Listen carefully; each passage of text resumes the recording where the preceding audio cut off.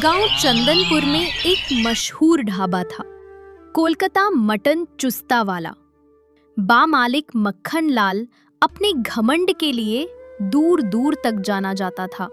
लोग कहते थे, मटन तो बढ़िया बनाता है, पर बात करने का अंदाज ऐसा जैसे राजा से बात हो रही हो।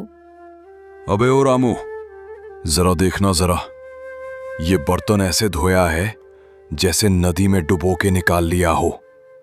ढाबा मेरा है, नाम मेरा है और इज्जत भी मेरी है, समझा तू? कोलकाता मटन चुस्ता वाला की पहचान मक्खन लाल से है, किसी नौकर से नहीं।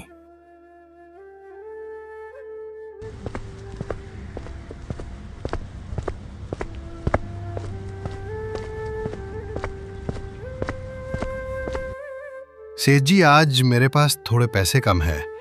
क्या मुझे आप कोलकाता मटन चुस्ता खिला दोगे? मैं आपसे वादा करता हूं, कल आऊंगा और आपके पैसे दे जाऊंगा। पर आज मुझे बहुत जोरों से भूख लगी है और मेरे पास थोड़े पैसे कम हैं। कृपा करके मुझे एक प्लेट अपना मटन चुस्ता खिला दो। अरे हट रे बुड़बक, जब तेरे पास पैसे नहीं है तो क्या यहां भीख मांगने आया है? ये मक्खन लाल का ढाबा है, ऐसे ही यहां उधारी नहीं मिलती। आज नगद, कल उधार। समझ में नहीं आया होगा तेरे। चल निकल यहां से। ऐसे ही सेठ माखन लाल ग्राहकों और अपने कारीगरों पर चिल्लाता रहता। और उसी गांव में दिनेश नाम का एक सीधा सादा लड़का रहता था। शहर में पढ़ाई की पर नौकरी नहीं मिली। जेब खाली थी पर हौसला ऊंचा। हर रोज वो मक्खन लाल का ढाबा देखता और सोचता, एक दिन मैं भी अपना ठेला लगाऊंगा और लोगों को ऐसा स्वाद दूंगा जो दिल में उतर जाए।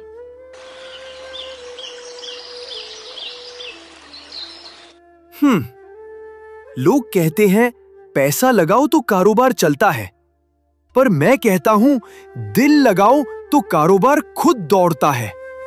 बस थोड़ा धैर्य चाहिए और मेहनत की खुशबू। पर एक बार मैं मटन चुस्ता बनाना सीख लूं, बस विनोद भैया से पूछना पड़ेगा।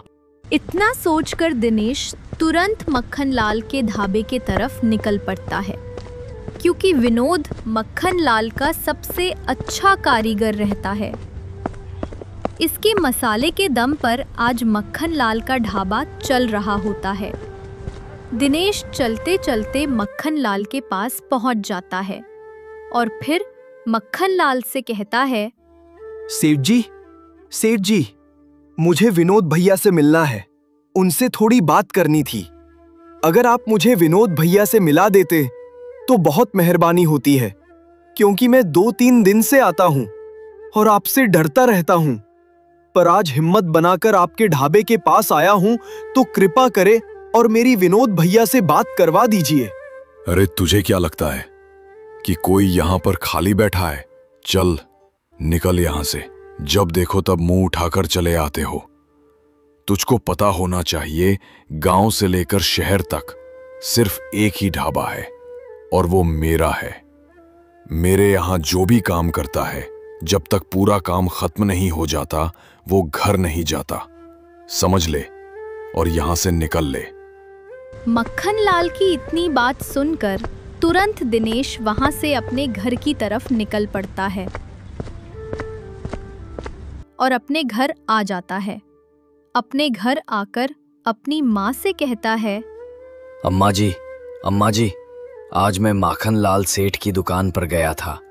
उसने मुझसे बहुत बदतमीजी में बात की। मुझे बहुत गुस्सा लगी है। जब तक मैं अपना एक दुकान नहीं खोल लेता तब तक चैन से नहीं बैठूंगा। अरे बेटा, उसकी आदत है और अपने गांव के लोग पागल हैं। हमेशा बातें भी सुनते हैं और उधर खाना भी कहते हैं और वहाँ गाली भी। इसलिए वहाँ का मटन चुस्ता इतना महंगा है कि उतना महंगा कहीं पर भी नहीं है।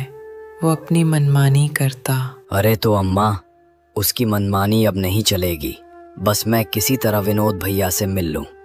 बस मुझे भी मटन चिकन चुस्ता बनाना है, और जब तक मैं कोलकाता स्टाइल में नहीं बनाना सीख जाऊंगा तब तक मैं अपनी दुकान नहीं खोलूंगा, पर खोलूंगा जरूर। इतना बोलकर और तुरंत अपने घर से निकल पड़ता है और फिर धीरे धीरे विनोद कारीगर के घर पहुंच जाता है। घर पर विनोद नहीं होता, उसकी पत्नी होती है। उसकी पत्नी से मिलकर दिनेश कहता है, भाभी भैया कब आते हैं? मुझे उनसे मिलना है और कोलकाता स्टाइल में मुझे मटन चुस्ता बनाना सीखना है। और हाँ, क्योंकि उस मसाले को भी सीखना है जो उस मटन में 4 चांद लगा देता है। अरे दिनेश, हम उस मसाले के बारे में नहीं बता सकते क्योंकि मैंने मक्खन लाल से कुछ पैसे उधार लिए हैं और बिना ब्याज के शर्त ये रखी गई थी कि बिना ब्याज के पैसे तभी दूंगा जब तुम अपने मसाले को किसी को बतानोगे नहीं। इसलिए मैं मसाले को नहीं बता सकती। और रही बात मटन चुस्ता की, तो जैसे मटन बनता है सब कुछ वैसे ही बनता है और बस उसमें चुस्ता को डाल तो बस बन गया मटन चुस्ता। ठीक है भाभी, मैं अब कुछ करता हूँ। आपने इतना बताया उसके लिए आपका बहुत बहुत धन्यवाद। इतनी बात कर तुरंत दिनेश वहां से चला जाता है।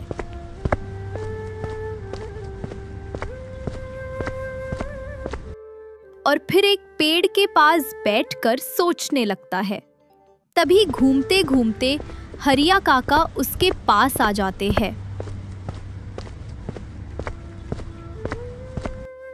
और फिर वह भी उस पेड़ के नीचे बैठ जाते हैं। दिनेश को इतना परेशान देख हरिया काका दिनेश से पूछ पड़ते हैं, अरे दिनेश बेटा, क्या हो गया?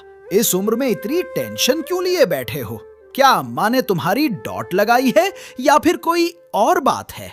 काका, अब क्या बताऊं, मैंने इतनी पढ़ाई की और नौकरी नहीं मिली। फिर सोचा कोई काम कर लूं, पर कहीं भी अच्छी तरह काम नहीं मिला। तब जाकर मैं लास्ट डिसीजन लिया कि मैं एक अपना ठेला लगाऊंगा और फिर मैं उस पर कोलकाता स्टाइल में मटन चुस्ता बेचूंगा। पर मुझे ये भी बनाने नहीं आता, तो सोचा कि विनोद भैया से पूछ लूं। पर मक्खन लाल ने मुझे उल्टा सीधा बोलकर अपने ढाबे से भगा दिया। अब मैं उसका बदला लेकर रहूंगा। अरे तो इसमें इतना परेशान होने की क्या बात है? अगर तुमको ठेला खोलना है तो कल से खोल दो। पर काका, मुझे बनाना भी आना चाहिए। चलो मैं जैसे तैसे कर बना भी लूंगा, पर उसका सीक्रेट मसाला कैसे बना पाऊंगा? बस उसी के टेंशन में बैठा हूं और सोच रहा हूं। तो इसमें भी कोई बहुत बड़ी बात नहीं है। मैं तुम्हें मसाले बता रहा हूं और तुम उसे घर पर जाकर बना लेना और फिर मक्खन लाल की दुकान से उस मटन चुस्ता को लेकर आओ और उसके साथ तुम अपने घर में भी मटन चुस्ता तैयार करो और फिर दोनों को खाओ। अगर जब तुम्हारा बनाया हुआ मटन उसकी बराबरी ना कर पाए, फिर मसाले को बढ़ाओ और तब तक हेर फेर करो जब तक कि उसकी बराबरी ना कर पाए। समझ लिया या और समझाऊं? अरे काका, आपने क्या राय दिया? आज मैं तुरंत बाजार से मसाले लेकर आऊंगा और सलीम भाई से मटन और उसका चुस्ता, और फिर घर पर उसे बनाऊंगा और आपने जैसा बोला है वैसा ही करूंगा। ठीक है काका, अब मैं चलता हूं बाजार। तुरंत वह बाजार की तरफ निकल पड़ा।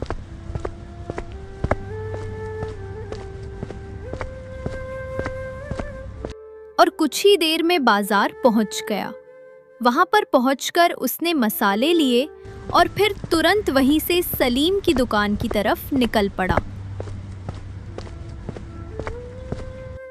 और कुछ ही देर में सलीम की दुकान पर पहुंचकर 1 किलो मटन और कुछ चुस्ता लेकर अपने घर आता है और फिर तुरंत मक्खन लाल की दुकान पर जाता है और वहां से भी वह तुरंत 1 प्लेट गर्मा गर्म कोलकाता स्टाइल में बनी मटन चुस्ता को लाता है और फिर वह तुरंत अपना मटन चुस्ता बनाने लगता है।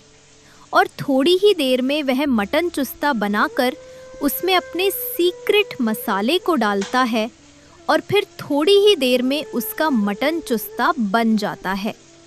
और फिर उसको दूसरी प्लेट में निकालकर दोनों मटन चुस्ता को चेक करता है और फिर देखता है कि अभी भी उसका मटन उसकी बराबरी नहीं कर सका। और फिर वह दोबारा इस क्रिया को करता है और इस बार मसाले की हेर फेर करता है। और फिर मटन चुस्ता तैयार होने के बाद वह उन दोनों को चेक करता है और इस बार चेक करते ही उसका मटन चुस्ता मक्खन लाल के मटन चूस्ते से कहीं ज़्यादा अच्छा बना होता है। वह बहुत खुश होता है और फिर अगली सुबह वह सलीम के पास जाता है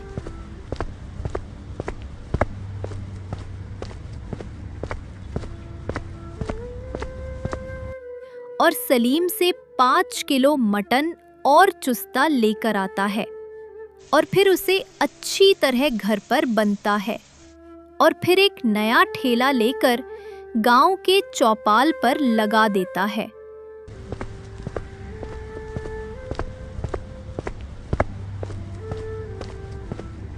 अरे दिनेश भाई, क्या बात है, आज तो तुमने ठेला भी लगा लिया और वो भी कोलकाता मटन चुस्ता बेच रहे हो। महक तो ऐसी आ रही है जैसे किसी वीआईपी होटल से निकल रही हो। चलो जल्दी एक प्लेट लगाओ, खाकर बताता हूँ कैसा बना है। थोड़ी ही देर में और भी लोग आने लगते हैं। सब मटन चुस्ता खाते हैं और फिर दिनेश की तारीफ करते हुए कहते हैं अरे दिनेश भाई, मानना पड़ेगा, तुम तो वाकई बहुत बढ़िया मटन चुस्ता बनाते हो। अब तो मैं रोज तुम्हारे ठेले पर ही खाऊंगा। वो मुखिया की दुकान गई भाड़ में, न स्वाद है न सस्ता है। कल से मैं रोज आऊंगा और मेरा हिस्सा पहले से रख लेना, चाहे मैं जल्दी आऊं या देर से। और हाँ, अपने दोस्तों को भी साथ लाऊंगा।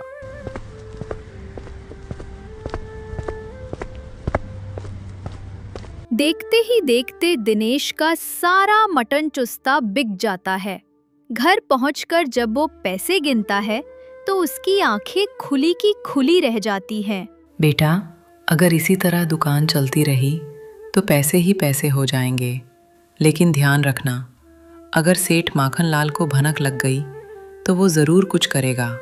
इसलिए बेटा, हमेशा चौकन्ना रहना और अपने काम से काम रखना। अम्मा, तुम फिक्र मत करो। अब जब ठेला लगा ही लिया है तो डर कर बंद नहीं करूंगा। मुझे तो बस लोगों का प्यार चाहिए। और हाँ, माखन लाल से अब कोई डर नहीं। बहुत अकड़ दिखाता है वो, लेकिन अब देखना असली स्वाद किसका चलता है। अगली सुबह दिनेश फिर सलीम की दुकान जाता है। मटन और मसाले लेकर घर लौटता है। बड़े प्यार से मसाले मिलाकर मटन चुस्ता तैयार करता है और चौपाल पर ठेला लगा देता है। पहले तो कोई ग्राहक नहीं आता, लेकिन थोड़ी देर में वही कल वाले ग्राहक अपने दोस्तों को लेकर पहुंच जाते हैं।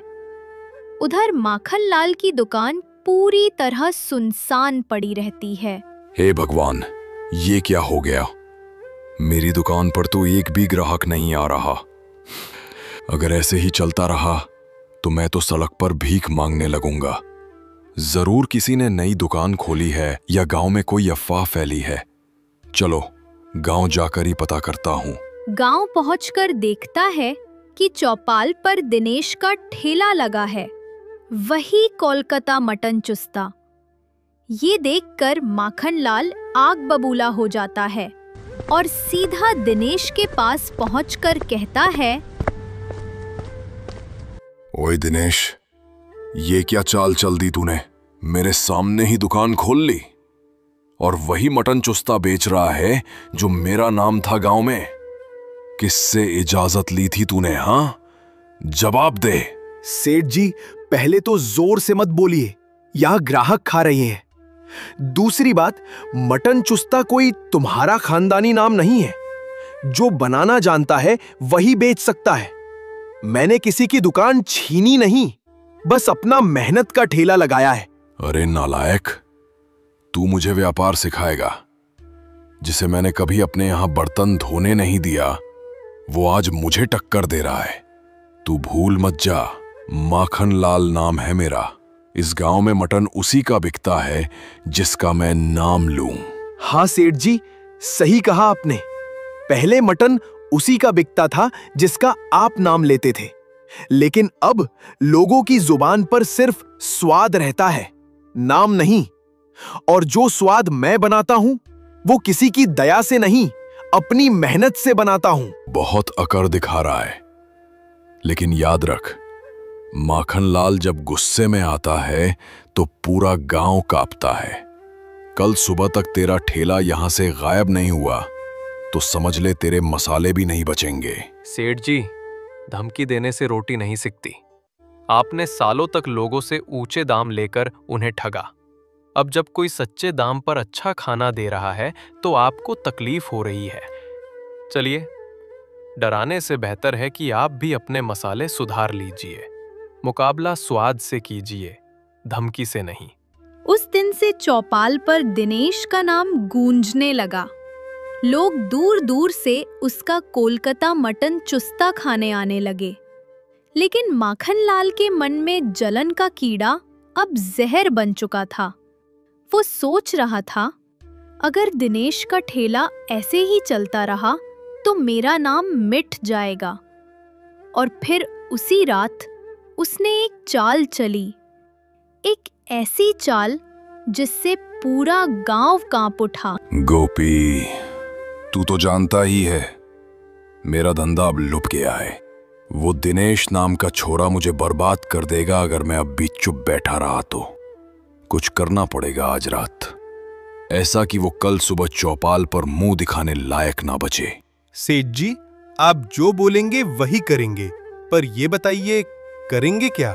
उसके मसाले में जरा सा जहर डालना है, बस इतना काम है। सुबह लोग जैसे ही उसका मटन खाएंगे, देखना गांव खुद उस पर टूट पड़ेगा। कहेंगे दिनेश ने जहरीला मटन खिलाया, नाम भी मिट जाएगा, खेला भी। सेठ जी, ये काम तो बहुत बड़ा है। अगर किसी ने देख लिया तो गांव वाले मुझे भी नहीं छोड़ेंगे। तू चिंता मत कर, तेरा नाम कोई नहीं लेगा। ये बोतल ले जा, आधी बूंद भी डाल दी तो काम बन जाएगा। बाकी मैं तुझे 200 रुपए दूंगा। बस आज की रात काम हो जाना चाहिए। सेठ जी, 200 तो बहुत हैं, पर डर लग रहा है। डर उसी को लगता है जो भूखा मरता है।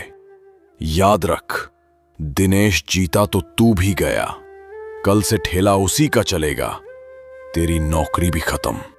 अब सोच ले, जहर डालता है या भूख से मरता है। गोपी ट्रेम्बलिंग कांपते हुए बोतल पकड़ लेता है और चल पड़ता है।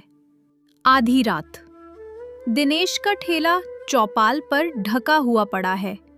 गोपी धीरे धीरे पास आता है, इधर उधर देखता है। हे भगवान, क्या कर रहा हूं मैं? पर अगर नहीं किया तो सेठ मुझे नहीं छोड़ेगा। बस थोड़ी सी बूंद और काम खत्म।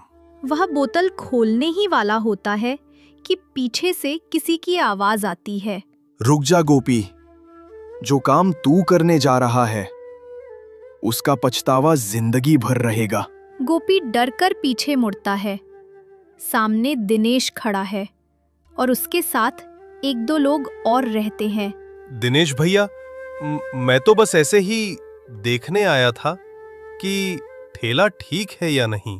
देखने या बिगाड़ने, बोतल तेरे पास में है और उसकी गंध मैं पहचानता हूं। ये जहर है, मसाला नहीं। किसने भेजा तुझे? बोल।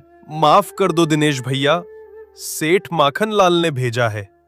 कहा था कि अगर मैंने ये नहीं किया तो मुझे गांव से निकाल देगा। देख गोपी, गलती किसी से भी हो सकती है, पर जहर डालना इंसानियत से गद्दारी है। आज मैं तुझे माफ करता हूं, लेकिन ये बात किसी से कहना मत भूलना। सच्चा स्वाद वही होता है जिसमें मेहनत की खुशबू हो, चालाकी का जहर नहीं। अगली सुबह, गांव का चौपाल। सूरज निकला ही है, लेकिन माहौल में तनाव है। दिनेश और गांव के कई लोग माखनलाल के ढाबे की ओर बढ़ रहे हैं। सभी के चेहरों पर गुस्सा और सवाल है। सेठ, आज तो सच बोलना पड़ेगा। क्या तूने दिनेश के ठेले में जहर डलवाने की साजिश की थी? क्या बकवास कर रहे हो तुम लोग? मैं और जहर? अरे मैं तो सीधा आदमी हूं, अपने काम से काम रखता हूं। मुझ पर इल्जाम लगाने से पहले सबूत तो दिखाओ। सेठ जी, सबूत तो तेरे अपने आदमी गोपी ने दे दिया है। वो बोतल भी मेरे पास है जिसमें तूने जहर दिया था। अब तू बता, क्या बोलेगा? ये भी झूठ? इतना सुनकर माखनलाल का चेहरा उतर जाता है। कुछ पल चुप रहता है, फिर सिर झुका लेता है। हाँ, मैंने किया था। गलती हो गई मुझसे। वो दिनेश रोज मेरा नाम मिटा रहा था। गांव में सब उसी की तारीफ करते थे। जलन हुई और मैंने सोचा कि अगर वो हट जाएगा तो मेरा नाम फिर से चमक उठेगा। पर अब समझ में आया, लालच आदमी को अंधा बना देता है। सेठ, तूने सिर्फ दिनेश का नहीं, पूरे गांव का भरोसा तोड़ा है। जिस इंसान की रोटी हमने सालों तक खाई, उसने हमें जहर देना चाहा। आज से कसम है हमें, कोई भी गांव वाला तेरे ढाबे पर एक दाना भी नहीं खाएगा। कसम है, अब कभी माखनलाल के ढाबे पर चिकन चुस्ता नहीं खाएंगे। सेठ की आंखों में आंसू आ जाते हैं। पीछे से उसके 2 कारीगर आते हैं और कहते हैं, सेठ जी, हमने आपके साथ बरसों काम किया, पर आज शर्म आ रही है कि हम एक ऐसे आदमी के लिए पकाते थे जो जहर घोलता है। अब हम ये दुकान छोड़ रहे हैं। अब रोटी हम मेहनत से कमाएंगे, किसी की चालाकी से नहीं। दोनों कारीगर चले जाते हैं। माखनलाल वहीं पागलों के जैसा खड़ा रहता है। हे भगवान, मेरा घमंड, मेरी अकड़ सब मिट्टी में मिल गई। जिस दुकान को मैं अपने नाम का गर्व समझता था, आज वही मेरे शर्म का कारण बन गई। सेठ जी, दुकान फिर से बन सकती है, पैसा भी फिर आ सकता है, पर भरोसा एक बार टूट जाए तो कभी नहीं जुड़ता। कभी कभी हारना ही इंसान को इंसान बनाता है। दिनेश मुड़कर चला जाता है। गांव वाले उसके साथ होते हैं। माखनलाल वहीं बैठा रह जाता है, खाली ढाबे में, अपने टूटे हुए घमंड के साथ। उस दिन से गांव में बस एक नाम गूंजने लगा, दिनेश, कोलकाता मटन चुस्ता वाला। पर उसके साथ ही सबने ये भी याद रखा, घमंड चाहे कितना भी बड़ा हो, सच और मेहनत के आगे टिक नहीं सकता।